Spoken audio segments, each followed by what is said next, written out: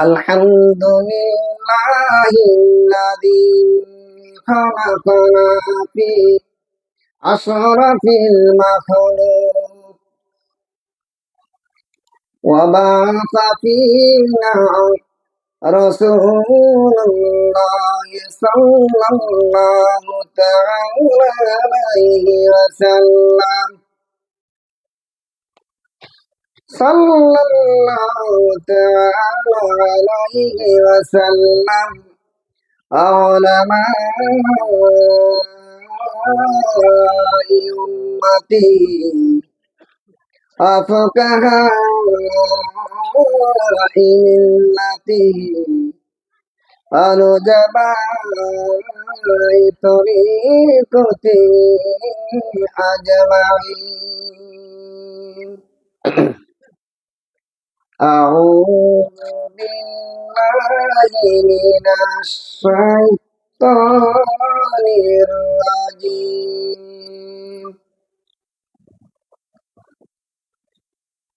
بسم الله الرحمن الرحيم. قال الله تعالى في كلامه المجيد والفرقان الحميد: اتبعوا ما أنزل إليكم من ربكم ولا تتبعوا من دونه أولياء لعلكم تذكرون.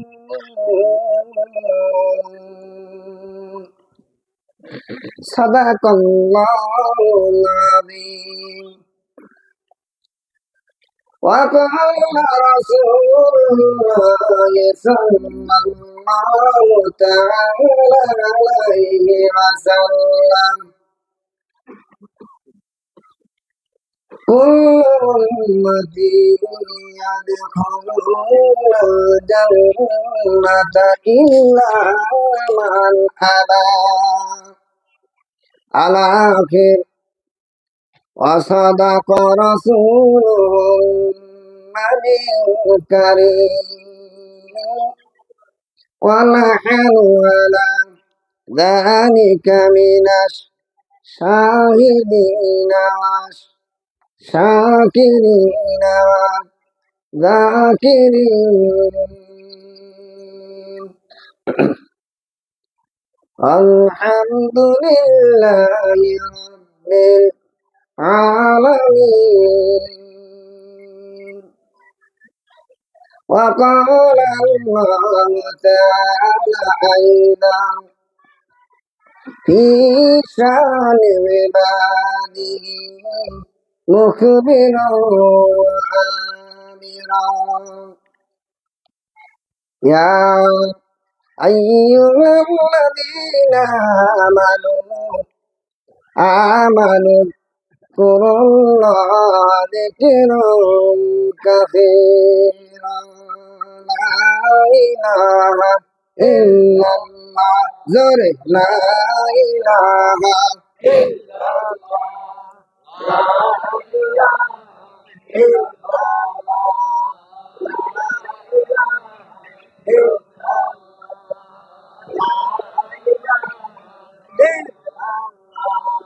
لا إله إلا الله. لا إله لا إله إلا الله محمد رسول الله. अल्लाह दिल में जो तेरे इश्क अगर हो, दायमी रहमत की तेरे उस पे नजर हो। माँ दर्द जहाँ गए रे खुदा, माँ दर्द जहाँ गए रे खुदा, यारी नादारी जुलिया दे खुदा ही से दिगर कार नदारे ला इलाहा इल्लल्लाह जोरे ला इलाहा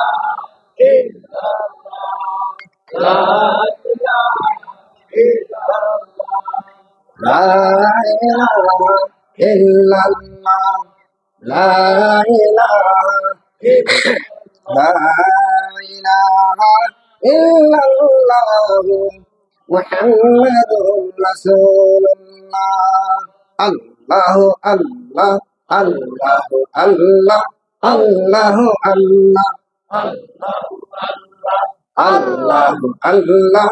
الله الله قلبه الله الله الله الله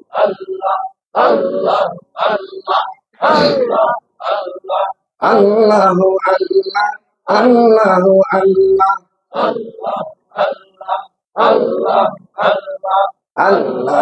الله الله الله الله لا إله إلا الله محمد رسول الله صلى الله عليه وسلم সাদিপুর কাজীবাড়ি জামে মসজিদ ও যুবক সমাজের উদ্যোগে ওয়াজ মাহফিলের মোহতারাম সভাপতি সাহেব হাফেজ মাওলানা মুফতি মুনুর হোসেন মোহতামিম উত্তর কৃষ্ণগড় দারুল কোরআন মাদ্রাসা আল্লাহ তাবারক তাআলা হযরতের নেক হায়াত দান করুন সবাই বলুন আমিন। আজকের আমাদের এই মুহতি ওয়াজ মাহফিলের প্রধান মেহমান মাওলানা কাজী মোহাম্মদ রুহুল আমিন জিহাদি সাহেব সহ বিশেষ অতিথি বৃন্দ, আমন্ত্রিত ওলামা ইকরাম সহ বিভিন্ন মাসাজিদ ও মাদ্রাসা থেকে আগত জাতির মশাল সম্মানিত ওলামা ইকরাম, সম্মুখে বসা ইসলাম পিপাসু তাওহীদি জনতা, তরুণ কিশোর যুবকেরা, ছোট্ট ছোট্ট কচি কাঁচা সোনামণিরা, পর্দার আড়ালের অপেক্ষমান শ্রদ্ধেয়া মা ও বোনেরা, আলোচনা শোনার মানুষে যদি অপেক্ষা করে থাকেন অন্য ধর্মের কোন বন্ধুবর্গ, মহান রব্বুল আলামিন কর্তৃক তাম পৃথিবীতে যত মাখলুক সৃষ্টি করেছেন, সৃষ্টি জগতের ভিতরে যা কিছু তিনি সৃষ্টি করেছেন আমাদের জানা আর অজানা, দেখার না দেখা, সবকিছুর ভিতরে সৃষ্টি মাখলুক কিন্তু সর্বশ্রেষ্ঠ জাতি হিসাবে যা সৃষ্টি করেছেন সে জাতির নাম হলো মানব জাতি। জোরে বলেন কি জাতি? মানব জাতির ভিতরে সর্বশ্রেষ্ঠ মানুষ এমন একজন ব্যক্তিকে আল্লাহ মনোনীত করলেন যাকে না বানাইলে আল্লাহ তাবারক তাআলা, আল্লাহ যে একজন আছেন তার আত্মপ্রকাশ ঘটাবার মতো কোনো ক্ষমতাই থাকতো না। তার রুবুবিয়াত, তার উলুহিয়াত, আল্লাহ যে একজন আছে এটা বিকাশ ঘটাবার জন্য মাখলুকের ভিতরে তার পরিচয় করার জন্য তিনি সর্বশ্রেষ্ঠ আল্লাহর পরে একজন যোগ্যতম ব্যক্তি তিনি চয়েস করলেন। সেই মানব জাতির ভিতরে যাকে তিনি শ্রেষ্ঠ মানবতা দান করলেন তিনি হলেন নবী মুহাম্মদ রাসূলুল্লাহ। এবার ভাগ করলেন আদম জাতির ভিতরে, আদম আলাইহিস সালাম থেকে ইসরাফিল আলাইহিস সালাম সিংহের ফু দেওয়ার পূর্ব মুহূর্ত পর্যন্ত যত মানুষ পৃথিবীতে আসবে, এই মানুষগুলি আল্লাহর সাথে সম্পর্ক জোড়ার জন্য উনি একমাত্র একটা সিলেবাস দিয়েছেন, ক্ষুদ্র একটু বাণী, মাত্র 12টা অক্ষরের সমান নয়, সেটা হলো লা ইলাহা ইল্লাল্লাহ। এই মিশন লা ইলাহা ইল্লাল্লাহ, এই মিশনটা আদম আলাইহিস সালাম থেকে শুরু করে আজ পর্যন্ত আছে, কিয়ামত পর্যন্ত থাকবে ইনশাআল্লাহ। কেউ পরিবর্তন করতে পারবে? পরিবর্তন ঘটাইছে আল্লাহ তার দাওয়াতের মিশন, দাওয়াতের তরিকা, দাওয়াতের নমুনা, যাকে বলা হয় রিসালাত। রিসালাত আদম আলাইহিস সালামের সময় ছিলেন আদম ও শফিউল্লাহ, নূহ আলাইহিস সালামের নূহ নবিউল্লাহ, আস্তে আস্তে ঈসা পয়গম্বর ঈসা রুহুল্লাহ, সর্বশেষ এবং সর্বশ্রেষ্ঠ রিসালাতের বিধান মুহাম্মাদুর বোঝা গেল লা ইলাহার কোনো পরিবর্তন নাই, পরিবর্তন আছে পরের অংশে। আর কলেমার মূল কথাই ওটুক, লা ইলাহা ইল্লাল্লাহ, যেটা দিয়ে আমরা জিকির করলাম। আদম আলাইহিস সালামের পর থেকে এ পর্যন্ত পৃথিবীতে বিজ্ঞান যত মানুষের ধারণা দিয়েছে, আর আমরা বই পুস্তকে ছোট্টবেলা থেকে জেনেছি আদিম মানুষ বলতে অশিক্ষিত মানুষ, বর্বর জাতি যা ছিল মনে করেন, সমস্ত মানুষের ভিতর থেকে এ পর্যন্ত সমস্ত মানুষের দায়িত্ব, সব মানুষ আল্লাহর যে সঠিক পথ এ পথ ভুলে যাবে। ভুলে যাওয়ার ভিতরে মানুষ সৃষ্টি করার ভিতরে আল্লাহর হিকমত ছিল আদম আলাইহিস সালামকে সরাসরি সৃষ্টি করে এই বডির নিচের অংশটুকু বানালেন, আর এখান থেকে শুরু করে উপরের অংশটা, তার মানে কল্লার সাথে যেটু আছে ঘাড়, এটু লাগান নাই। মানুষে যদি এটু না থাকে আর এটু এই রাস্তা দুয়ার ধারে খাড়াই থাকে, এখানে ডরাই বেললে এমন করে মায়ের ভূত আছে। আপনি যত বড় জুয়ানি, বর্তমানে তো কয়েক বছর নির্বাচন হয় না, ভোট চুরি করিয়া চোরে লইয়া জায়গা, এই ব্যারাম আছে না নাই? এবছর রেডিও আঙ্গুল দিয়ে টেপ পারবেন মনে হয়। তো আমাদের পৌরসভা নির্বাচনে এক কর্তা দাঁড়াইছে, দুইজন তো প্রতিযোগিতা আমার ওই অঞ্চলে, তার দুইজনের গ্রুপ আছে। আর একজনের গ্রুপ নির্বাচনে যে আর একজনের গ্রুপে ভয় দেখাইবে, তো হুমান একটা লম্বা মানুষ হাত খাড়া করছে এইভাবে, সাদাটা কাপড় দিয়ে ডাকছে, এবার হাতের উপরে দিছে মাইক দিয়ে একটা পাতিল কালি দিয়া মাহা।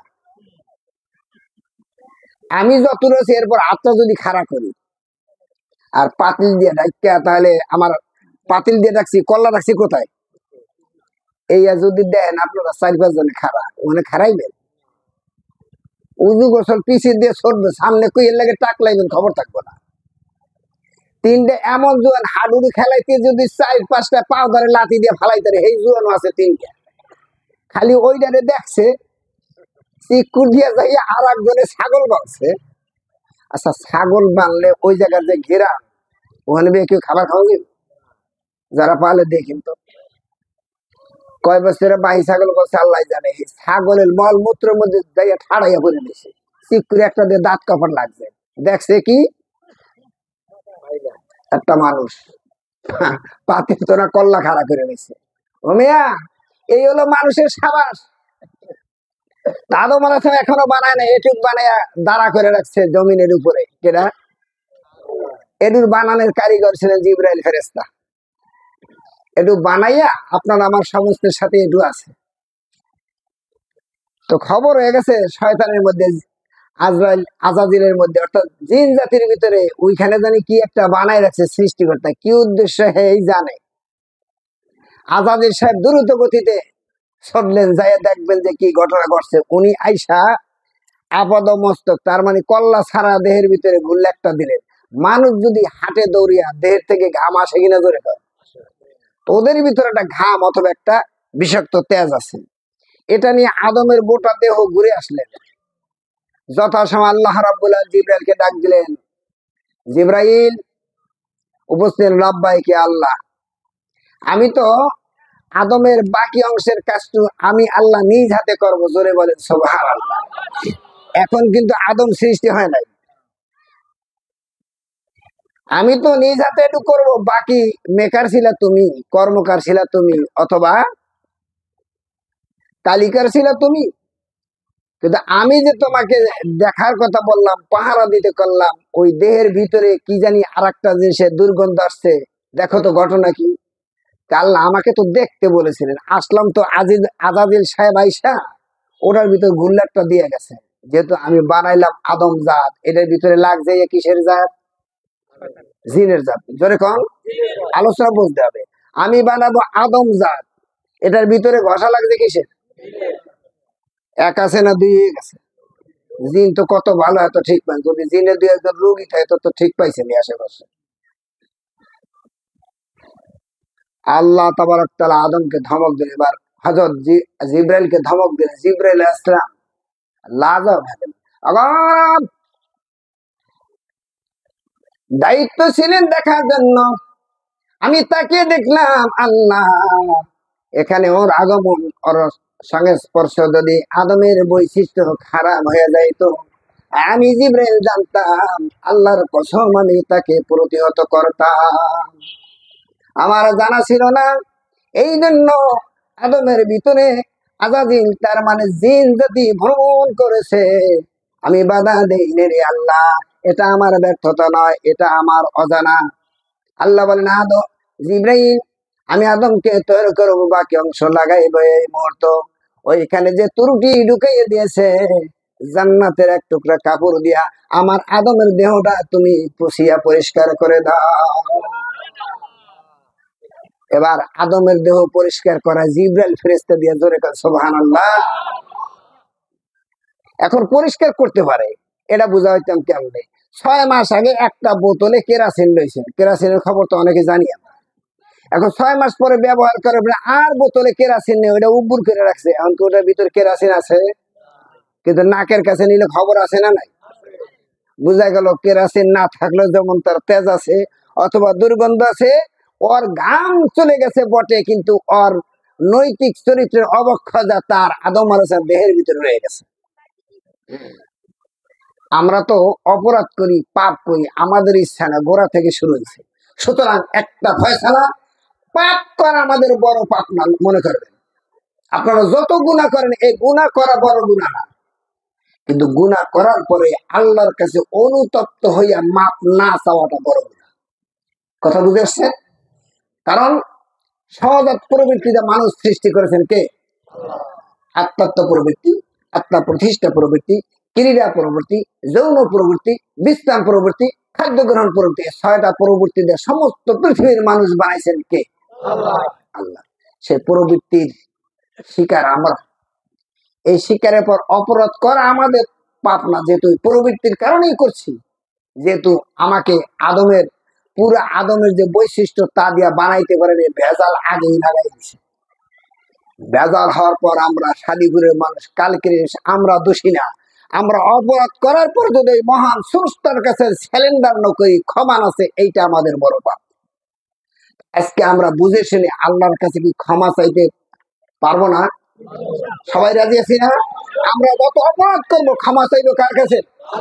আরো ধরে না, খাজা বাবার কাছে, আস্তা বাবার কাছে, ল্যাংডা বাবার কাছে, বিড়ি বাবার কাছে, কোন বাবার ধার ধারে না। আমাদের এক বাবা, তিনি আল্লাহ। যারা বলেন কি নাম? তাহলে আল্লাহর কাছে মাপ চাওয়ার জন্য আল্লাহ রাব্বুল আলামিন এবার তার কৃপার ডানা প্রসারিত করে আল্লাহ বলা মানুষদেরকে, পথ হারা মানুষদেরকে সৎ পথে আনার জন্য আমার আল্লাহ তাবারক তাআলা 1,24,000 পয়গাম্বার মনোনীত করবেন। প্রত্যেকের দায়িত্ব ছিল লা ইলাহা, ওই অতটুকুনি। এখন এই বিজ্ঞানের চরম যুগের সাথে দেখেন, এখনো লা ইলাহা মানুষ পার করতে পারেনি। যেদিন এটা জিকির করলাম, এই বিজ্ঞানের সবচেয়ে চরম যুগে এক প্রান্ত থেকে আর এক প্রান্তে আগে মানুষ মারামারি করতে লেজা দায় সরকি লাগতো, সত্য না মিথ্যা? আর সবচেয়ে বেশি যে পাওয়ার ছিল, তারা ঘোড়ায় ছেড়ে যুদ্ধ করতো। এখন আর যুদ্ধ এইভাবে লাগে না, এখান থেকে একটা ক্ষেপণাস্ত্র নিক্ষেপ করবে, পৃথিবীর আর এক মেরুতে দিয়ে পড়বে, ধ্বংস ছারখার করে দিবে, ওখানে যাওয়া লাগে না। দ্বিতীয় বিশ্বের মহাযুদ্ধের সময় আমেরিকা থেকে মিস্টার টুরুম্যান সহায়রা যে 2টা বোমা ছাড়ছিল নাগাসাকি আর হিরোশিমায়, ওখানে কিন্তু সেই যুদ্ধ বিমানে নিয়ে ওখানে বোমা ফালাইতেছে, আর এখন ওখানে যাওয়া লাগে না। রাশিয়া যদি ইচ্ছা করে, প্রায় 8,000-এর উপরে তার কাছে পারমাণবিক বোমা, অ্যাটম বোমা, 8,000-এর উপরে। রাশিয়া যদি ইচ্ছা করে যে ওই জায়গার ওই বুদাম কাটা টিপ দিবে, তার তামাম পৃথিবী, শুধু বাংলাদেশ না, তামাম পৃথিবীর উদয়স্থল থেকে অস্তস্থল পর্যন্ত পুরিয়া সারকার 5 বার হইবে, এরপর 20 কিলোমিটার ধ্বংস হবে। এ আছে ওনার হাতে। আমেরিকার হাতে আবার কিছু আছে না, হে আবার ফিরে যাবে, হে আবার সার্বে রাশিয়া ফিরে যাবে, ফিরে নিয়ে আর মারতে মারতে এরপরও কিছু ক্ষতি হইবে কিনা জোরে কর। তা হাদিপুরের মানুষ এখন যারা বসা আছেন, রেডিও থাকেন, ওই 2 গ্রুপের মারামারি, শুধু 2 গ্রুপ নয়, পৃথিবীতে 9টা রাষ্ট্রের কাছে পারমাণবিক বোমা আছে। এই 9টা রাষ্ট্রে বোমা ছাড়বে, আর এক গ্রুপ ফিরাবে, এরপরও তামাম পৃথিবীতে যত মানুষ আছে তার 3 ভাগের 2 ভাগ মানুষ মরার পর আবার আল্লাহ পৃথিবী সুস্থ বানাবে। তাহলে এখন আমরা যে সংসার করি, যে ঘর করি, যে বাড়িঘর করি, বুঝতে হবে আমি এখন মৃত্যুর দুয়ারে দাঁড়ানো আছি। কিসের দুয়ারে? আরো জোরে। সংক্ষেপ করে একটু দিয়ে, আমার সীমিত সময়ের ভিতরে আমি কথা কটা অল্প হলেও আমি চেষ্টা করবো আপনাদের জেহেনে রাখার জন্য। তো মৃত্যু দ্বার আছি, এই মৃত্যু এখন, আগে একটা মানুষের মারতে হইলে লাড়ি লাগবে, আজকাল কিছু লাগবে না। 100 গ্রাম নিউক্লিয়ার অ্যাসিড যদি বায়ুমণ্ডলের মিশ্রিত করে দেওয়া হয়, তাহলে 2.5 লক্ষ প্রাণী ধ্বংস হওয়ার পর 100 গ্রাম বিষক্রিয়া নষ্ট হবে। এই যা বানায় রাখছে টনকে টন।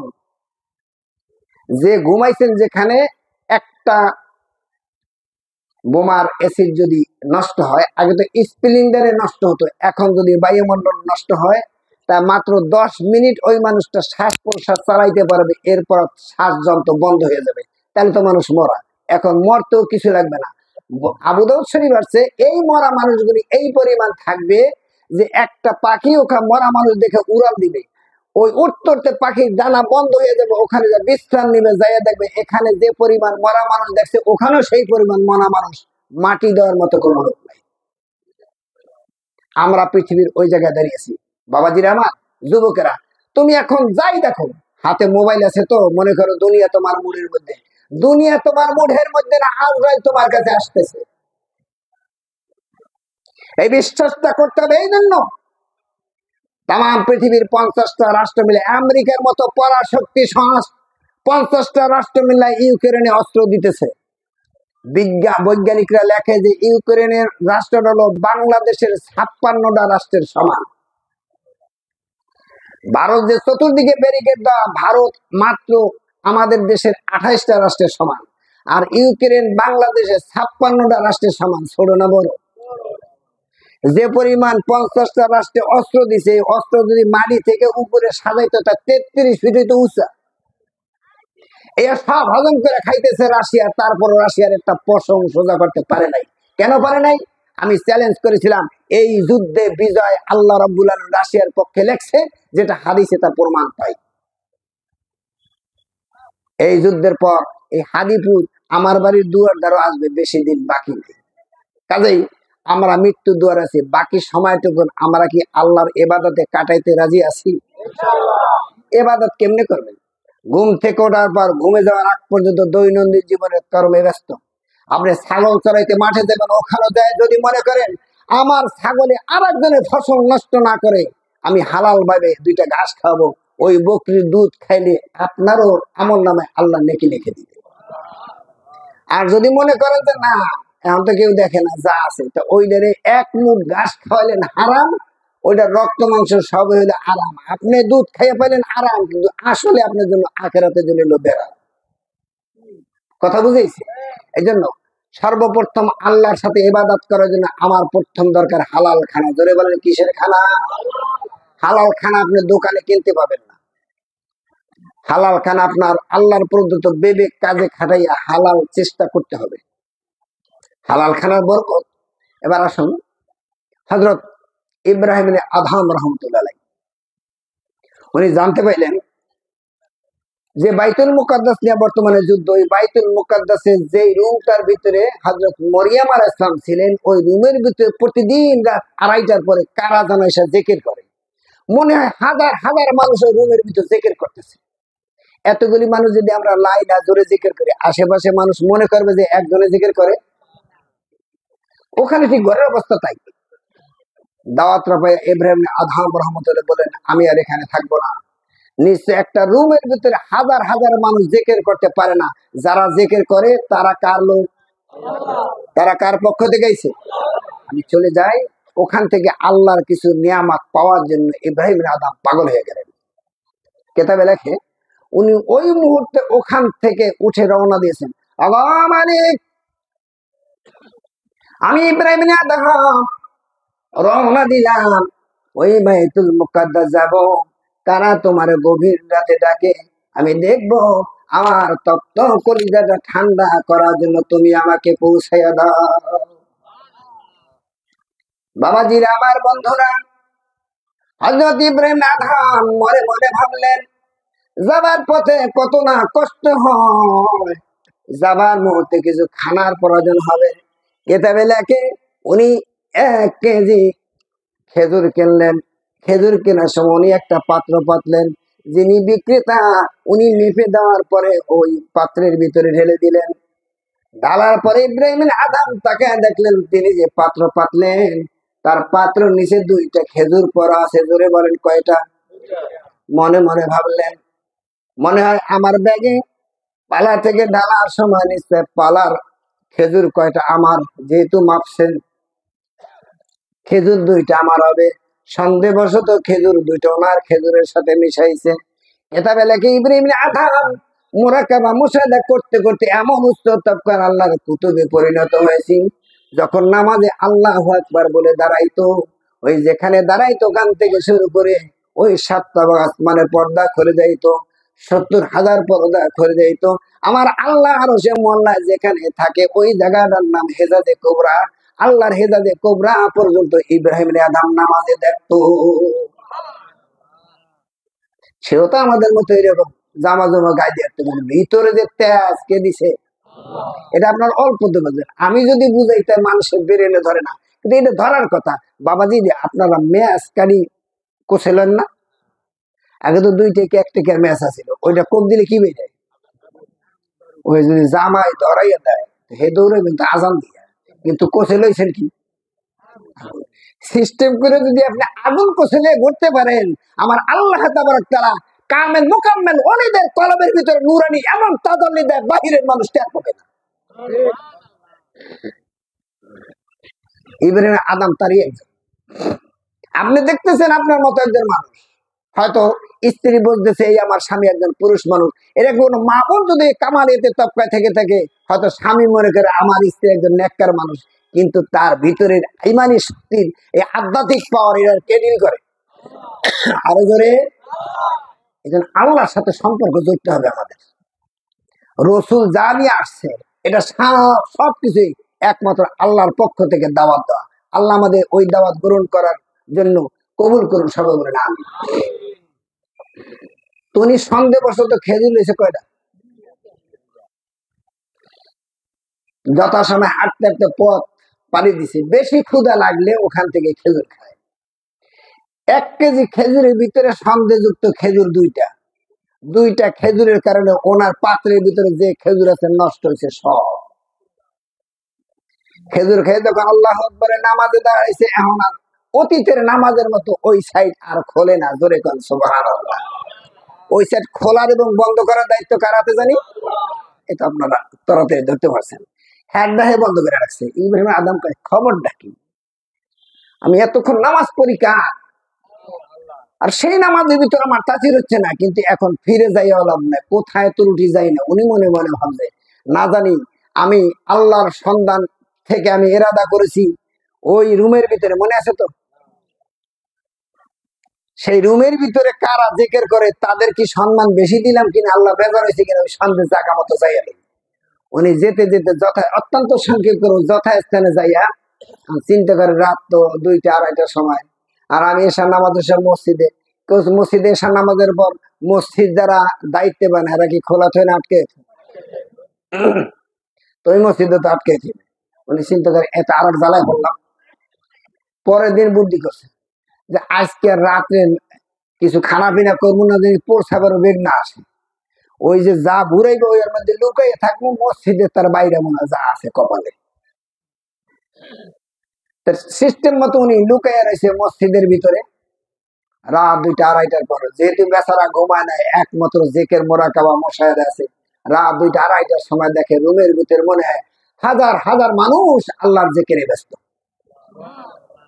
ইব্রাহিম আদম 2 রাকাত নামাজ আদায় করিয়া একবার ওই রুমের দিকে তাকায়, আর একবার আমার আল্লাহর আরশের দিকে তাকায়, ডাক দিয়ে বলে মালিক, এই রুমের ভিতরে আমি নিজে দেখলাম খালি রুম, তালা দেওয়া, আর তোমারে ডাকতেছে এই লোকগুলি কোথায় থেকে আসলো, মধুর কণ্ঠে তোমার জিকির করে, এমন সময় আমি আল্লাহর কাছে দরখাস্ত করতে দেরি আছে গো, ওই রুমের ভিতরে সব জিকির বন্ধ হয়ে গেল।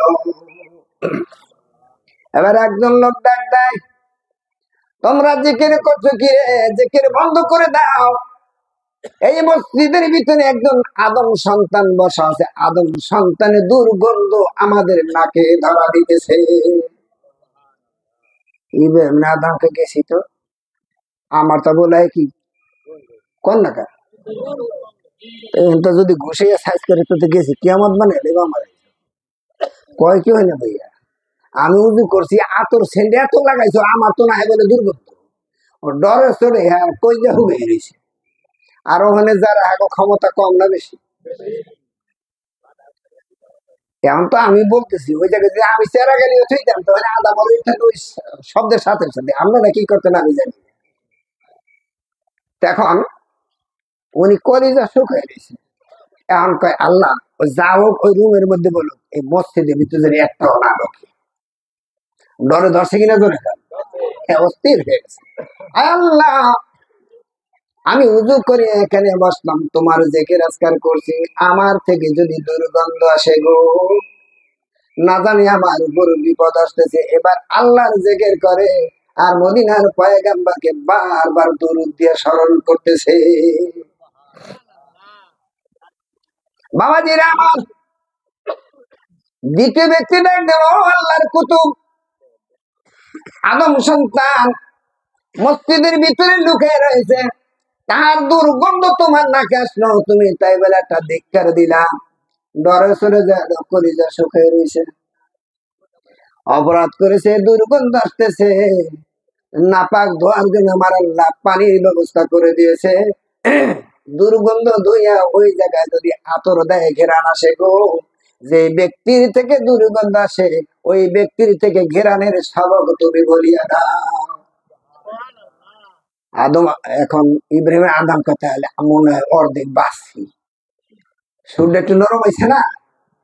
আল্লাহর শুকরিয়া দেখেন, আল্লাহ তোমার ডাক দিয়ার মদিনায় দুরুদ পাঠাইয়া মনে হয় আমি পাঠাইছি মদিনায়, ওখান থেকে আল্লাহ কি করছে ফিলিক্সি লোড করে কলমে পাঠাইছে, জোরে কাল সুবহানাল্লাহ। এটা আল্লাহ পারে কিনা? এটা তো দুনিয়ার সহজ। আমরা আল্লাহর কাছে মোনাজাত করলে যে আল্লাহ শুনে তার প্রমাণ। আপনি ফিলিক্সি লোড করতে টাকা নিয়ে গেলেন মোবাইলে, মোবাইল যে বেড়ে টাকা ঢুকাইবে আপনার ফোনে, হে কি আতুর দিয়ে মোবাইল টাইয়া টুই দিবি, এলে একজন মোবাইল দিয়ে যাইবে না তারে থতমা ঘুষিয়ে ফাড়ে মানে আমার মোবাইল ভাঙতে এসে তুই। উনি ওনার মোবাইল দিয়ে মেসেজ দেয়, কিছুক্ষণ পর আপনার মোবাইলের ভিতরে মেসেজের উত্তর আসে, হয় আপনার মোবাইলে টাকা ঢুকছে। এই যদি আমার আল্লাহর প্রদত্ত জ্ঞান কাজে থাকে, আল্লাহর সৃষ্টি করা লোহার পাত ব্যবহার করে যদি চেরা গালিয়া ছড়ির মধ্যে পোলা ব্যবহার করতে পারে, আরো সের মালিক আল্লাহর কাছে এর চাইতে ক্ষমতা কম না বেশি? আরো ধরে কম নাই বেশি? আল্লাহর কাছে যদি দোয়া করে ওই দোয়া আপনাদের কলবে আমার আল্লাহ পাঠাইতে পারে না? কিন্তু দুর্ভাগ্য, মোবাইলটা যদি নষ্ট হয় তা কি টাকা ঢুকবো? মোবাইলে আমি সিম ঢুকালি না টাকা ঢুকবো? আপনার যদি গুনাহ থাকে, পাপ থাকে, সগীরা গুনাহ কবিরা গুনাহ, মা বাপরে কষ্ট দাও, ওস্তাদরে কষ্ট দাও, ওই জমির আতাল কেটে নেই, এগুলি গুনাহ না সওয়াব? কুবুদ্ধি দেওয়াই না, এইগুলো যদি থাকে তাই আপনার জন্য দোয়া করলে ওইটা আপনার ব্যাটারিটা ফিউজ আপনার মোবাইলের ভিতরে আসলে। এই জন্য কি আল্লাহ দায়ী না আমনে দায়ী? যিনি দোয়াস করেছে সে দায়ী না, দোয়া হলে আমরা আমাদের কপাল করেছে। আজকে থেকে আমরা তওবা ইস্তেগফার করে আমরা যেমন মোবাইল ভালো বানানোর চেষ্টা করি, আমার দেহটাকে আল্লাহর ইবাদত করে আমরা ভালো বানাতে চেষ্টা করতে পারবো না? রাজি আছি তো? তাহলে কে কে রাজি? একটু আলাদা নারায়ে তাকবীর, নারায়ে তাকবীর। আল্লাহ আমাদের কবুল করে, জোরে বলুন আমিন। ভালো করেন, এরপর দোয়া চান, দোয়া কাজে লাগে। বড় বিশ্ববিদ্যালয়ের কাছে একটু দোয়া করেন, আল্লাহ দেয় আমার একটা পোলা দেয়। আজকাল দোয়া চান তো পোলার কথাই কয় নাকি, মায়ের কথা সহজ না, কিন্তু মেয়ে জন্ম নেয় এটা বুখারী শরীফের কথা। যদি কোনো কন্যা সন্তান জন্ম নেয়, মা বোনরা নিশ্চয়ই আছে না পাশে, আপনার ঘরে হোক আর যার ঘরে, যদি কোনো কন্যা সন্তান জন্ম নেয়, ওই শিশু জমিনে পড়ার সাথে সাথে পায়ের কাছে একজন ফেরেশতা আর মাথার কাছে একজন ফেরেশতা, কয়জন হয়? দুইজন স্পেশাল পাওয়ার নিয়ে ফেরেশতা আল্লাহর কাছে দরখাস্ত করে। আবার এই মাত্র এই মহিলার গর্ভ থেকে তোমার যে মেহমান দুনিয়া এসেছে, আল্লাহ তাকায় দেখো গো, উনি একজন নারী হয়ে দুনিয়া আগমন করেছে। আমার আল্লাহ বলো ফেরেশতারা, আমি ওই নারীরে দুনিয়ায় পাঠাইলাম, যতদিন দুনিয়ায় জীবিত থাকবে গো ততদিন পর্যন্ত তোরা এই দুইজন ওনার জন্য আমার কাছে দরখাস্ত করবি। কিন্তু ছেলে জন্ম নিলে হইব না, আমি জন্ম নিয়েছি আমার জন্য দুইজন ফেরেস্তা মোতায়েন করে নাই, আমার যদি কোনো বোন জন্ম নেয় তার জন্য দুইজন ফেরেস্তা কেসেট করেছে।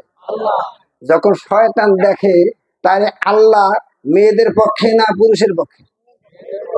আল্লাহ রহমত মেয়েদের পক্ষে। কাদের পক্ষে? মেয়েদের পক্ষে। শয়তান চিন্তা করে যে আমার তো ব্যবসা করতে হবে, যেখানে গেলে পাপ বেশি করাই দেবে।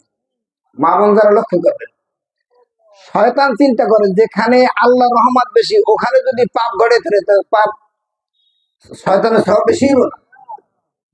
শয়তান বাচ্চারা চিন্তা করে তাহলে আগে আমি করি। এই জন্য রসুল বলেছে তাম পৃথিবীর যত বিপদ আপদ সব আমি মুহাম্মদ বুকে নিয়ে কবরে গেলাম, পুরুষ জাতির জন্য একটা বিপদ রেখে এলাম, তা হইল নারী।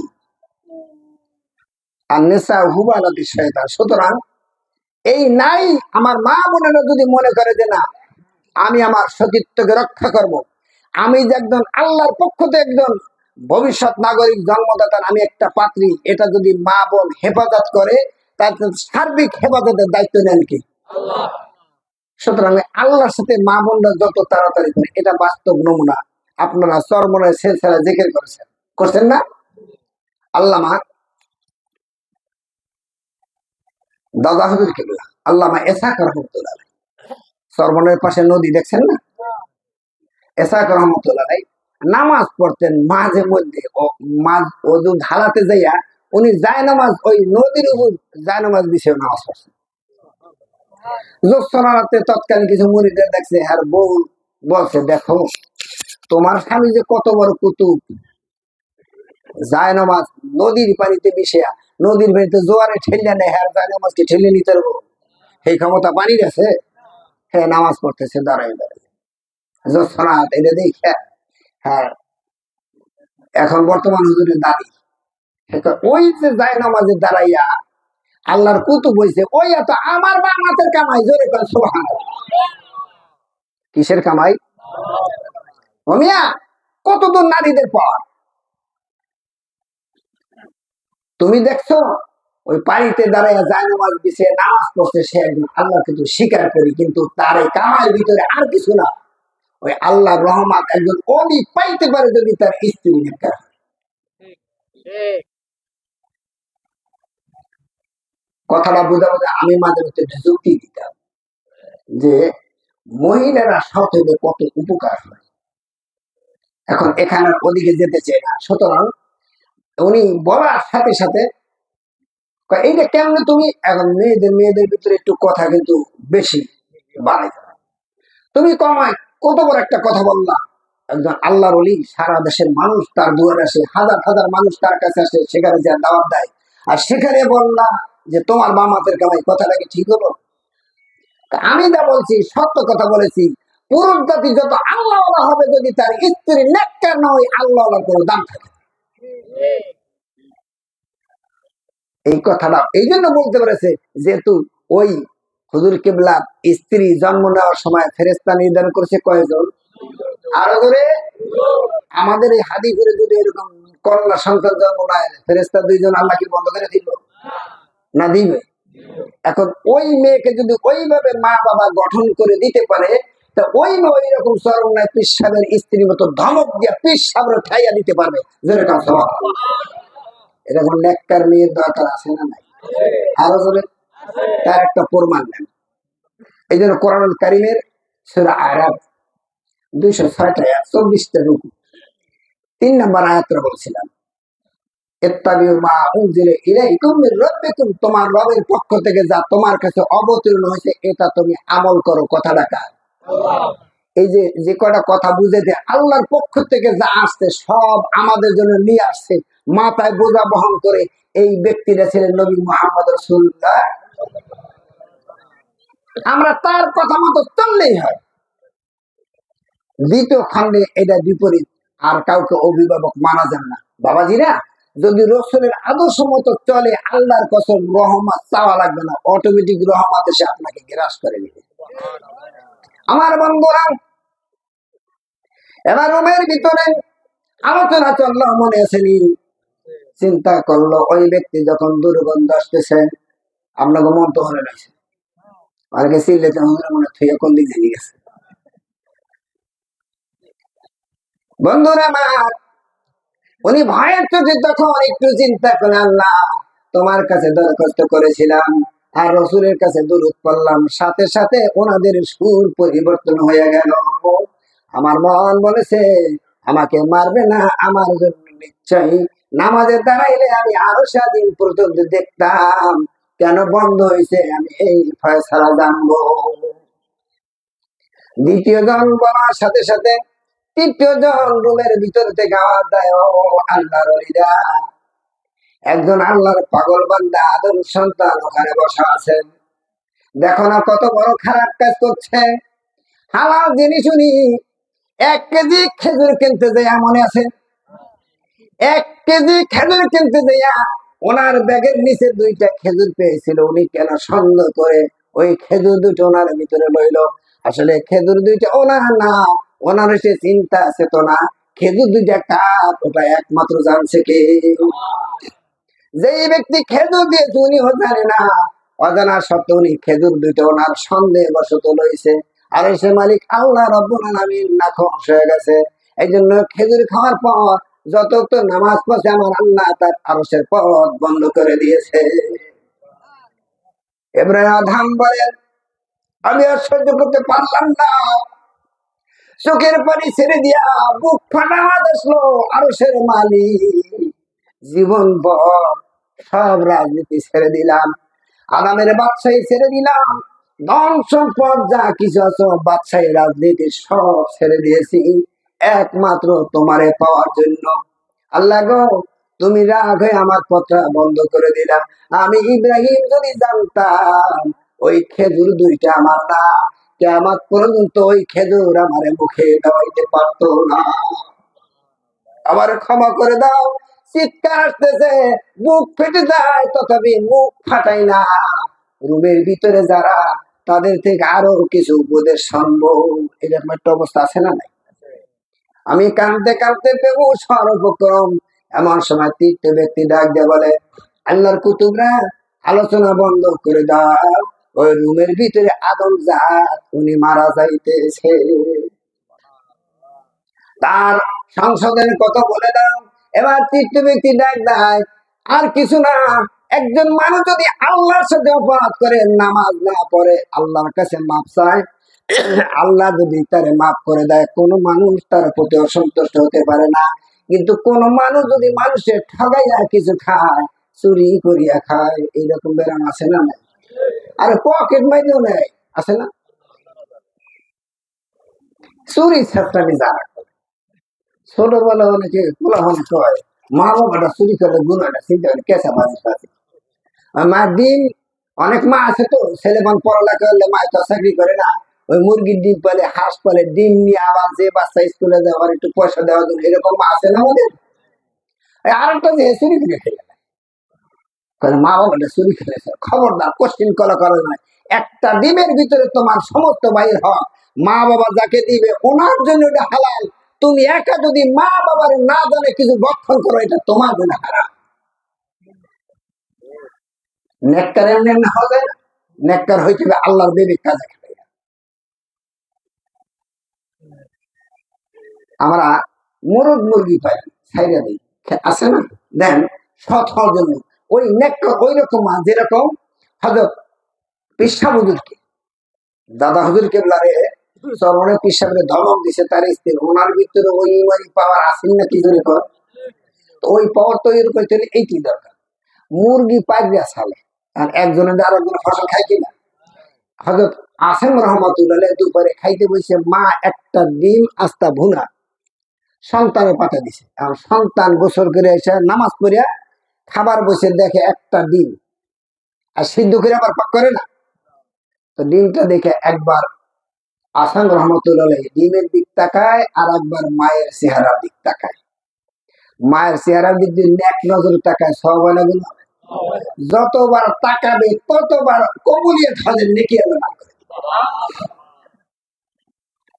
4টা জিনিসের দিক শুধু তাকালে কিছু বলা লাগবে না। সুবহানাল্লাহ আলম কিচ্ছু বলবেন না, খালি সব নিয়ে আইতে ভালো নিয়ে আইতে তাকাইবেন। আল্লাহর নবী বলেন তাকাইলে তোমার আমল নামে নেকি হবে। নাম্বার এক, কাবা শরীফের দিক তাকাইবেন, এটা আমার আল্লাহর ঘর, মহব্বতে তাকাইবেন, তাকাইতে দেরি আছে একটা হজের নেকি আমার দেওয়া হয়ে গেছে, যেহেতু আমাদের কাছে নেই তাকাই। দুই নাম্বার, যদি কোনো ব্যক্তি দেখেন কোরআন তেলাওয়াত করতেছে, কি তেলাওয়াত, আরো জোরে, কোরআন তেলাওয়াত আমাদের ছোট্ট ছোট্ট সন্তানরা তো করে করে না, হেফজখানায় পড়ে, নুরানিতে পড়ে, ওই কোরআন তেলাওয়াত করতে এই অবস্থায় সন্তানের তাকাই দিল, আমি পারি না, আমার সন্তান, আমার নাতি অথবা এই বাচ্চাটা আমার আল্লাহর বাণী ও জবানি পড়তেছে, মহব্বত ওই ছেলে কিছু না বলুক অর্ধেক সুনজরে তাকাবেন, আপনার আমল নামে একটা কবুলিয়ত হজের নেকি দান করে দিবে, কিছু বলা লাগবে না, শুধু তাকাবেন। নাম্বার তিন, কোন সন্তান যদি মায়ের চেহারা দিক, বাবার চেহারা দিক সৎ নজরে তাকায়, তাকাইতে দেরি আছে, আমল নামে কবুলিয়ত হজের নেকি দিয়ে দিবে। এখন এত নেকি যদি পায়, তাই নেকি থেকে দূর করার জন্য আয় কেনা, আরো ধরে। সুতরাং বুঝতে হবে, মা বাবা যত অন্যায় করবে, যে সন্তান যত নেককার, মা বাবার কোনো দোষ সে ধরতে পারবে না। মানে পীর কুতুব হোক, আল্লাহর কসম, মক্কা শরীফের ইমামও যদি হয় আর মা বাবার দোষ ধরে, ওই সন্তান জানে মা বাবার দোষ ধরবে না। ওই মা বাবার কথাটা নিজের কাছে নিয়ে ওইটাকে সুশিক্ষা দেওয়ার পরিবেশ আনতে হবে কার কাছ থেকে, তাহলে এক সন্তান। বন্ধুরা আমার, চতুর্থ, এই পৃথিবীতে সে কোনো গুণাগার, সে কোনো গরিবের সন্তান হোক, রিক্সাওয়ালা সন্তান হোক, ঠেলা গাড়িওয়ালা সন্তান হোক, কুলি মজুরের সন্তান হোক, ওই সন্তানরা যদি আলেম হয় আর আপনি তার দিক তাকাইলেন, এই সন্তানরা আমার রসুলের পোশাক পরে আসছে, উনি একজন আলেম, আমার নবী বলেন একজন আলেমের দিক তাকাইতে দেরি আছে গো, তোমার আমার নামে আল্লাহর পক্ষ থেকে নেকি দিতে দেরি না। জজ বারের দিক তাকালে নাকি চেয়ারম্যান মেম্বার দিক নাকি বেকার দিক, এই চারটা দিক তাকাইলে নাকি আমরা এই চার দিক থেকে নেকি পাওয়ার জন্য আমাদের দুয়ারে আছে। আমরা আল্লাহর সাথে ব্যবসা করতে বসেছি, শুধু রসুলের আদর্শ মতো চললে আল্লাহ কবুল করুন। ইতিমধ্যে উনি এখন ওনার বুঝ আর বাকি রয়েছে কোন জায়গায়, তুর্কি খেজুর খাইছে, দুইটা খেজুরের সাথে সব নষ্ট হয়ে গেছে। এবার কাটাকাটি শেষ, ফজর নামাজ পড়ে হুজুর রেডি হয়ে গেছে, এবার খেজুর যেখানে গেছে বাইতুল মুকাদ্দাস, একটা সঙ্গে করে বাইতুল মুকাদ্দাস থেকে ছুটে আসলো, আইসা উনি উপস্থিত, আয়া দেখে যার কাছ থেকে খেজুর কিনছে ওই দোকান আছে ঠিকই, কিন্তু ওই মানুষটা নাই। এরকম হইতে পারে না? সালাম দিয়ে বলছে, বাবাজি তোমার নাম কি? আমি এই কয়েকদিন পূর্বে এখানে যে দোকানদার ছিল সে কোথায়? তখন সন্তানরা চোখের পানি ছেড়ে দিছে, পথিক আমি তো আপনাকে চিনি না, উনি আমার বাবা ছিলেন, এক সপ্তাহ আগে আমার বাবা দুনিয়া থেকে বিদায় হয়ে গেছে। এবার না ধান আর দাঁড়িয়ে থাকতে পারলেন না, একবার ওই সন্তানের দিক তাকায়, আর একবার আমার আল্লাহ আরো সেই দিকে তাকায়। ও মালিক, না বুঝিয়া অন্যায় করে আমি দুইটা খেজুর খেয়েছি, জীবনের বহু পরিণতি আমার ধ্বংস হয়ে গেছে, ক্ষমা করে দাও, আমি ক্ষমা চাই, তুমি আমার ব্যবস্থা করে দাও। ওই সন্তানের কাছে যে বসলো, নাম জিজ্ঞে বলে, বাবা আমি একটা অপরাধ করেছি, ক্ষমা করে দাও। জিজ্ঞেস করলেন, বাবাজি কি অন্যায় করলেন? আপনি তো এই মাত্র আমার কাছে আসলেন, জীবনের পূর্বে আপনাকে কোনোদিন দেখি নাই। বাবাজি এতদিন পূর্বে এই দোকান থেকে আমি খেজুর ক্রয় করেছিলাম, খেজুর ক্রয় করার পর তোমার বাবা খেজুর ঢেলে দিয়েছিল, মাপা খেজুর, পরিতাপের বিষয় আমার ব্যাগের নিচে দুইটা খেজুর ছিল, আমি ভেবেছিলাম ওই দুইটা খেজুর আমার ক্রয় করা খেজুর, বাবা গো ওই দুইটা খেজুর আমার ছিল না, দোকানের থেকে পড়ে গেছিল, ওই খেজুর দুইটা নেওয়ার কারণে আমি অপরাধী হয়ে গেছি, ওই খেজুর দুইটা তো ভক্ষণ করেছি, ফিরে দিতে পারবো না, দয়া করিয়া তুমি আমার মাফ করে দাও। ছেলে একবার ওই ব্যক্তির দিক তাকায়, আর বাবার আল্লাহর আরশের দিক তাকায়, ডাক দেবেন, আল্লাহ আব্দুল কাদের জিলানী রাহমাতুল্লাহির বাবা একটা ফল খেয়ে পাগল হয়েছিল, আর এই ব্যক্তি সন্দেহবশত দুইটা খেজুর খাইছে, ক্ষমা আছে কে আইছে, আমি তো ক্ষমা করলে সব ক্ষমা দিতে পারবো না। এই দুইটা খেজুরের মালিক আমার অনেকে ভাই আছে, আমার বোন আছে, আমার মা আছে, জোরে বলেন সুবহানাল্লাহ। হালাল কারে বলে? ওই রকম চরমায় পিসাবের ঘরের স্ত্রীর মতো নেককার আপনিও হতে পারেন, কিন্তু আপনার ভিতরে এইরকম বৈশিষ্ট্য থাকতে হবে।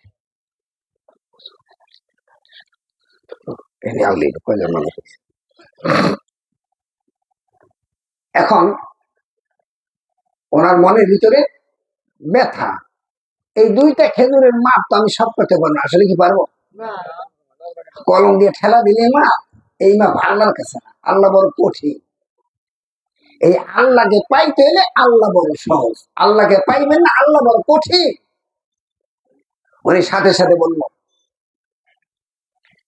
বাবাজি ওই দুইটা খেজুর তো এখন নাই, ওই দুইটা খেজুরের মালিক আমি একা না, আমার মা আছে, একটা বোন বিবাহ দিছে সে আছে, আমার আর একটা ভাই আছে। আমার অংশের ভিতরে যা আছে আমি আল্লাহকে সাক্ষী রেখে আপনার মাফ করে দিলাম, বাকি অংশ আমি জানি না। জোরে বলে সুবহানাল্লাহ। আদমকে গেছি তো কিয়ামত মানে আমার গোলা না, তুই যেমন তোমার গোলা না। দুইটা কিন্তু যদি কইতো আপনি দুইটা না আমার 10 টাকা কিনে দেন, তাই তো হইতে পারতো, পারতো কিনা? আমরা তো এরকম দিতাম। আর হে না, আমি পারতাম না, আমার নামে একটা খবর দিলাম। আসলে কি উনি সব মাপ পাইছে? বাবা তোমার বাড়ি কোথায়? তোমার মায়ের কাছে আগে যাই হোক, মায়ের কাছে যেভাবে হোক, মায়ের কাছে, ভাইয়ের কাছে, বোনের বাড়ি যে মাপ চাইছে, চাওয়ার পরে ইব্রাহিম আদম এত বয়সের শেষ সময় বুড়ো হয়েছে তো আর চলে না, 2 রাকাত নামাজ পড়ে একটা চিৎকার দিয়ে বলে, আমার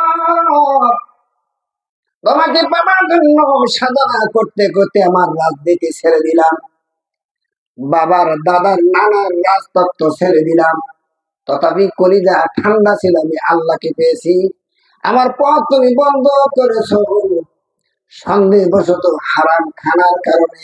আল্লাহ গো তোমার কাছে ক্ষমা চাই, আমাকে তুমি ক্ষমা করলে আমার জন্য তুমি ফয়সালা দিয়া দাও। কেতাবে লেখে যখন সমস্তের কাছে ক্ষমা চাওয়া, যার কাছে তারা খুশি হয়, এমন একজন আল্লাহওয়ালা মানুষ 2টা খেজুর খাইয়া মাপ চাইতে আইছে। আমরা নিরম নাই। হ্যাঁ, এখন তো গালাগালি শুনি না, আগে শুনছি যেমন খেজুর গাছের আমাদের দেশে, ওরে বাবা খেজুর গাছের রস, এই শীতের দিনে যে মাথায় যাইয়া দেখতো খেজুর গাছের মাসায় রস নাই, রস খেয়ে নিয়েছে চেরা গালি আসেন না। আল্লাহ ভালো করছেন, ওরা যখন গাড়ি গেল ব্যবসা করতো আল্লাহ এটা বন্ধ করে দিলাম। আসলে ওই যে গাড়িতে বন্ধ করলে ওই বন্ধ করছে আমরা রেন্ডি গেছে, চামচ গেছে, আর বন্ধ করছে এই গাছ লাগাইছেন একটা রেন্ডি গাছ, এটা বনবিজ্ঞানের কথা বলছি, একটা রেন্ডি গাছ 4 ফুট বেড়ে হয়। তো ওই একটা রেন্ডি গাছ ডানে বামে সামনে 4 দিকে 3 মাইল করিয়া, তা 3 4 কত হয় বুঝছেন? একটা রেন্ডি গাছ 4 ফুট বেড়ে হয়, 12 মাইল এরিয়ার ভিতরে খাদ্য রস ওরা একাই লাগে, আর না বের করে না। শেষে খাইতে পারে না, কি করে দেখেন শেষ রাইতে রেন্ডি গাছ দিয়ে পানি পানি করে আসেনি, রেন্ডি না রেন্টি পানি পড়ে, তথাপি এত খাইয়া ফালায়। এই জন্য ওয়ার নিচার করে গাছ কান থাকো কি এত খেয়ে বেড়া খাওয়ান পায় না, সব তো খাইয়া লাগে বড় নাঙ্গ বলে। সুতরাং এই গাছের কারণে আর ওই ছোট ছোট গাছের শিকড় তো অল্প কত লইয়া বয়ে থাকে, ও আর খানা পিনা পায় না। আগে এক একটা খেজুর গাছে 1 খান করে রস পড়তো, 10টা গাছে 1 খান পরে না, সব রেন্ডি গাছে খেয়ে লাগছে। কাজে এই জন্য দোষ ওখানে না, দোষ আমাদের। আমরা নগদ টাকা পাওয়ার জন্য রেন্ডি গাছ ব্যবসা করছি, সত্য না মিথ্যা? বিমা কাসাবাত আইদিন নাস, ওই খেজুর গাছের যে রস এটা যে এখন পাও না, এই জন্য আমি আল্লাহ দেয় না, তোমার হাতে পায়ের কামাই। জোরে বলেন সুবহানাল্লাহ। বন্ধুরা আমার, আজকে শুধু আলোচনা ছিল হালাল খানার উপরে।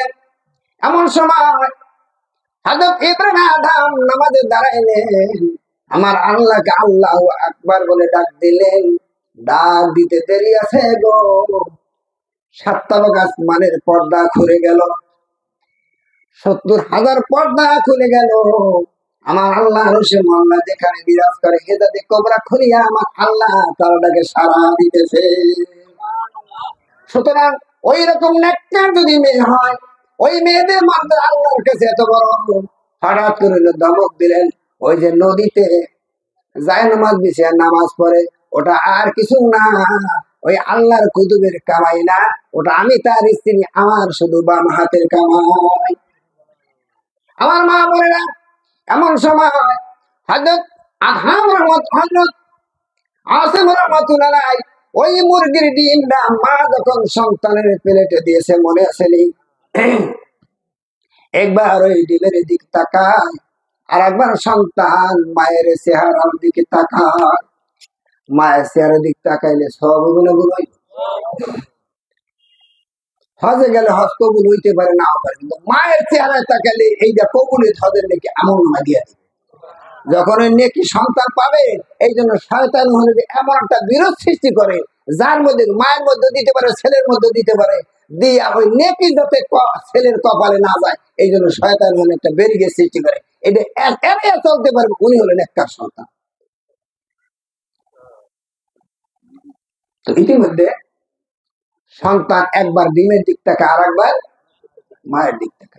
মা বলছে, বাবা কিছু বলবা? মা,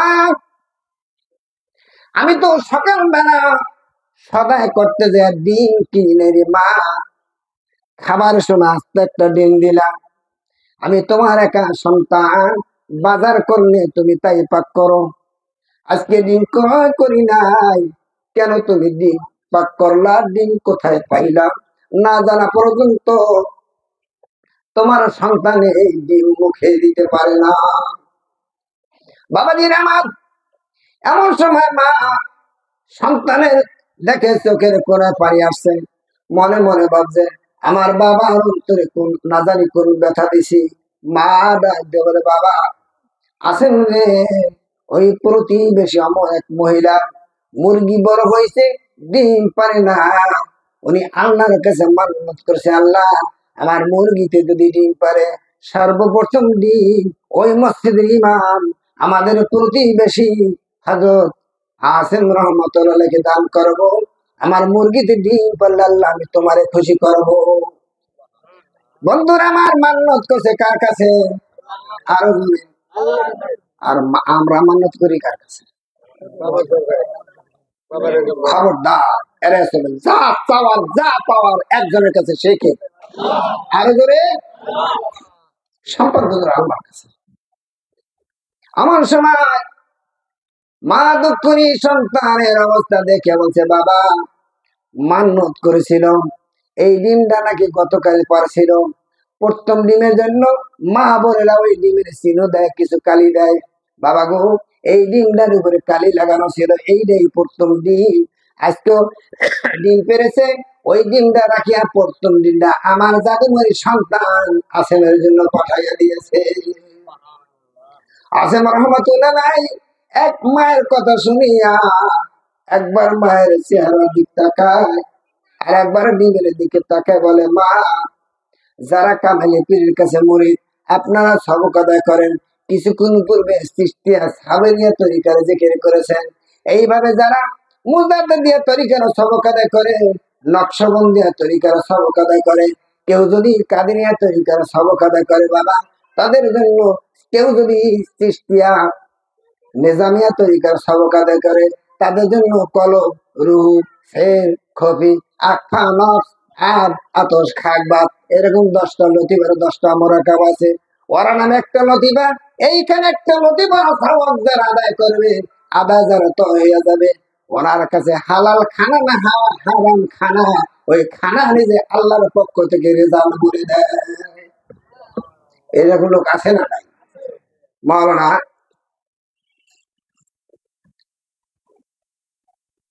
হযরত জৈনপুরী বিশ্বাস, উনি দিল্লির মসজিদে ওয়াজ করতেছেন, হঠাৎ করে বলছে, হুজুর এই মসজিদে তাক উঠানোর জন্য কিছু পয়সা লাগে, একটু কালেকশন করুন তো। হুজুর পয়সা কালেকশন করে দিয়েছে, বাবাজিরা আপনারা মসজিদের খেদমত লাগবে, কিছু পয়সা দেন। চাইছে পরে লোকেরা পয়সা দেওয়া দিয়ে টেবিলে পয়সা করে, একটা পয়সা ডান দিকে লাভ দেয়, আর একটা পয়সা বাম দিকে লাভ দেয়। পয়সা ফেলা কিন্তু সোজা টেবিলের উপরে, কিন্তু টেবিলে পড়ার পরে 2টা পয়সা টাকা 2 দিকে লাভ দেয়, কিছু পরে ডান দিকে আর কিছু বাম দিকে। এখন ওই যে লাভ দিচ্ছে, এটা কি ঘুষি দিয়ে ফেলা? এটা এই খেলাটা কার? আরো জোরে, আল্লাহর ওলিদের। কাজ করো। উনি টাকা দিয়েছে আর টাকা চাইতেছে, টাকা দেয়। এবার দুই দিকে টাকা বলছে, আপনারা পরে অর্ডার দিছে, গুন্যা দুই দিকে টাকা দুই দিকে সরান। কিছু মুরিদ মোত্তা কিনা আছে কিনা পাগল, হুজুর কিয়ামত পর্যন্ত বাড়ি যাবো না, আগে বলেন। টাকা ফালালাম টেবিলের উপরে, লাভ দিয়েছে উপরে, দুইটা দুই দিকে পড়ছে। কারণটা কি? ডানে আর বামে। আল্লাহর অনেক জনপুরি পেশাব একবার মুড়িদের চেহারার দিক তাকায়, আর একবার ওই টাকার দিকে তাকায়, ডাক দিয়ে বলে, বাবা উপরওয়ালার খেলা সব কথা জানার দরকার নাই, কিছু মুরিদ আছে গো আল্লাহর অলিদের পাইলে তার খেদমত ছাড়ে না। ডাক দিয়ে বলে, হুজুর দয়া করে না বলা পর্যন্ত আপনার কদম ছাড়তাম না। এবার আল্লাহর অলি ডাক দিলেন, বাবা তোমরা মসজিদে টাকা দিতেছ, আমি টাকার দিকে তাকাইলাম, আমার আল্লাহ রাব্বুল আলামিন যার অরণ্যতি তয় হয়ে যায়, এটা বাবা বড় মুক্তি হইলে হক আদায় করা যাবে না, বড় জামা গায়ে দিলে হবে না, এটা আদায় করার জন্য আধ্যাত্মিক ক্ষমতা চাইতে হবে কার কাছে? আল্লাহর পক্ষ থেকে আদায় করতে হয়। এবার টাকা আমি যখন তোমাদের প্রদত্ত টাকার দিকে তাকাইলাম, তাকানোর পর বলি, আল্লাহ যেই টাকাটা তুমি কবুল করেছো, যেই টাকাটা হালাল, এই টাকাটা তুমি এখানে ভাগ করে দাও। আর শুনে আল্লাহ রাব্বুল আলামিন তোমাদের প্রদত্ত টাকা ফলানোর সাথে সাথে আমি আল্লাহর কাছে চেয়েছি, আমার আল্লাহ হালাল টাকা আমার ডান কাছে লাভ দিয়ে করেছে, আর যে টাকাগুলির ভিতরে ঝামেলা ওই টাকাগুলি বাম দিক আল্লাহ সরাইয়া দিয়েছে। বাচ্চা দিছে কিনা? আরো জোরে। আমি আর দুনিয়াতে যদি আল্লাহ রাব্বুল আলামিন এই কালেকশনের টাকা যদি আল্লাহ বাঁচায় দিতে পারে গো, হাসরের ময়দানে আমরা যদি হালাল করি, আমরা যদি হারাম করি, আমরা যদি গুনাহ করি, আমরা যদি ন্যাক করি, আমার আল্লাহ বাঁচতে পারবে কিনা? বিশ্বাস আছে? আজকে থেকে আমরা তওবা করে ন্যাক কাম করবো। ধরে বলেন কি কাম? আরো ধরে কি কাম? তাহলে আল্লাহর সাথে আপনার ব্যবসা। এবার মা এই ডিম তো আমি খাইতে পারতাম না, মনে আছে না? আবার খাইয়া লেছেন আপনারা, খাইতে পারেন? মা আমি তো এই ডিম খেতে পারবো না। কেন বাবা? তোমাকে খুশি দিয়েছে, মানুষটা অসন্তুষ্ট বোধ করবে। মা এই মুরগিটা যেই মা তোমার কাছে দিয়েছে, উনি মুরগি বাইরটা পারে নাই, উনি মুরগি ছাইড়া পাচ্ছে। ওনার মুরগিতে এই মুরগি ডিম পাড়ার আগে প্রতিবেশী আর একজনের বীজটা ফালাইছিল, বীজটা খাইছে। বীজটা যদি ধানের বীজটা ফালার ওই যদি আসে বা মোরগে খায়, যে আর বীজটা হে যে হ্যাঁ কপালটা যে কিভাবে, হ্যাঁ কলজা যে কিভাবে ব্যথা লাগে, এইটা কি আমরা ওয়াশ করে বুঝিতে? কয়দিন ধান লাগে। মা বীজটা খাইয়া এই মুরগিটা ওর দেহের রক্ত মাংস গোস্ত হালালের জায়গা হারাম করে ফেলেছে। ওই রক্তের তৈরি করা ডিম, এটার ভিতরে আল্লাহ রাব্বুল আলামিন অপছন্দ করা ডিম আমাকে বলছে তুমি আমাকে খাইও না, তোমার কাজকে বন্ধ করো না। সুতরাং এই ডিমটা খেতে পারো না, আপনি খায়েন অথবা এটা জান্নাতে ফিরিয়ে দেন। বাবাজিরা, এটার নাম হালাল আর হারাম। আমরা যদি বেঁচে চলতে পারি তাহলে আমাদের পাওয়ার থাকবে দুনিয়াতে, আল্লাহ বলে ডাকবে আরশ পর্যন্ত এই শব্দটা পৌঁছে যাবে। এই জন্য আল্লাহ বলছে সবক দেখি,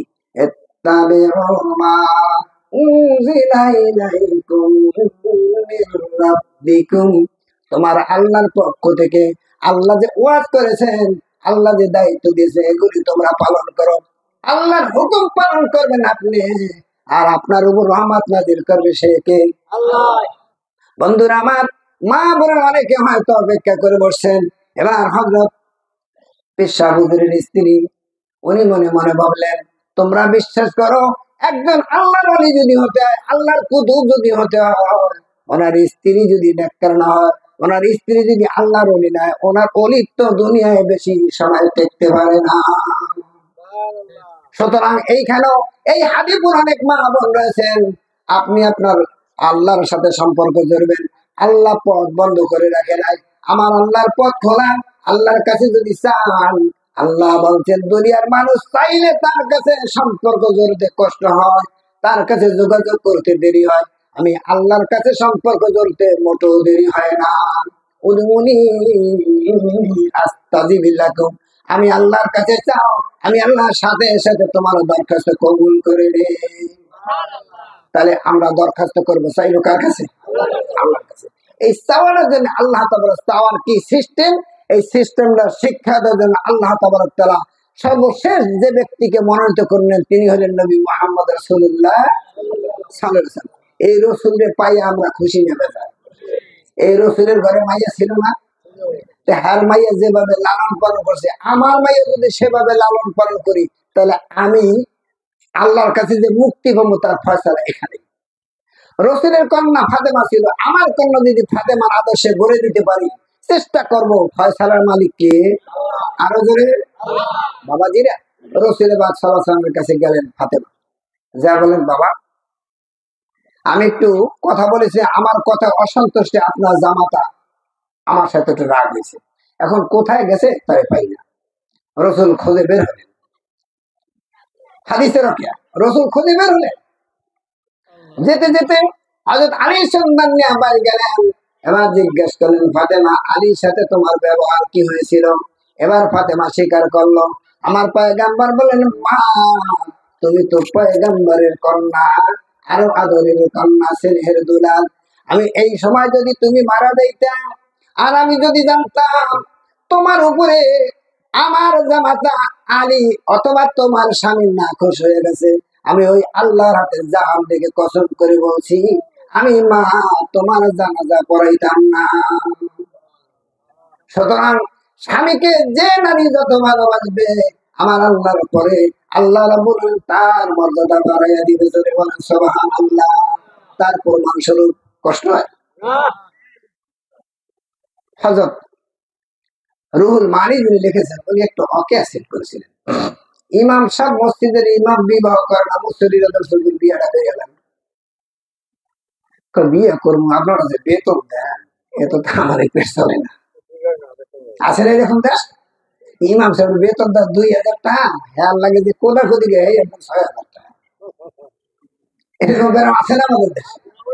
আপনারা যে বেতন দেন আমি বিয়ে করে তো বউ খাওয়াবো কি দিয়ে? ঠিক আছে বেতন কিছু যে চাপা চাপির পরে হুজুরে বিয়ে রাজি।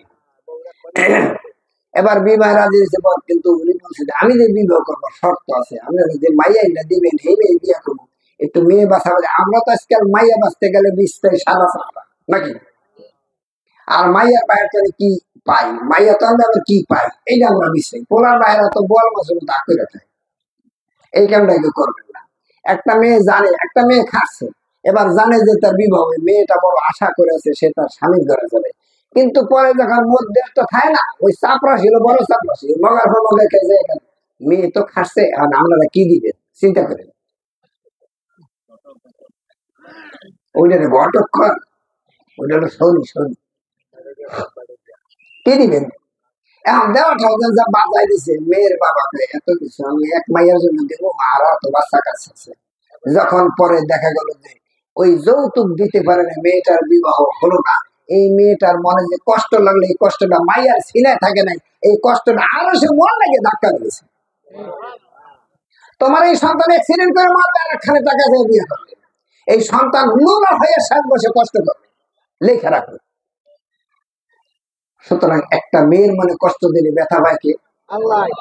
তাই বলে একটা মাইয়া যদি হন্ডা ক্যাম্প করতে দেয় এই করতে দিয়ে ফেরেশতা শেষাকে পায়জামা গরম দিলি আমি ফেরেশতাই। সুতরাং নেক কাজে কোনো বাধা দেওয়া যাবে না। এখন সব ফয়সালা হয়েছে, উনি বলছে বিবাহ কমিটির শর্ত আছে কি, 1 নাম্বার আমার স্ত্রীর খাস পর্দায় থাকতে হবে, 2 নাম্বার তার কণ্ঠ অন্য কোনো পুরুষ শুনতে পারবে না, নাম্বার 3 পর্দায় থেকে আমার আল্লাহর হুকুম রদ করা যাবে না।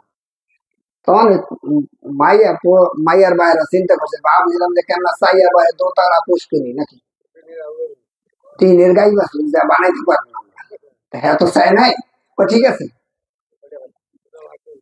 এক কারি হিসাবে মেয়ে বললো যে বাবা উনি একজন ভালো আলেম, ডাল ভাত কপালে থাকলে রেজেক থাকলে খাইতাম, না খাইলে না খাইতাম, অসুবিধা নাই, কোন একজন আলেম মানুষ, ওনার যদি সেবা করি হয়তো বা আল্লাহ মানে মাফ করে দিতে পারে।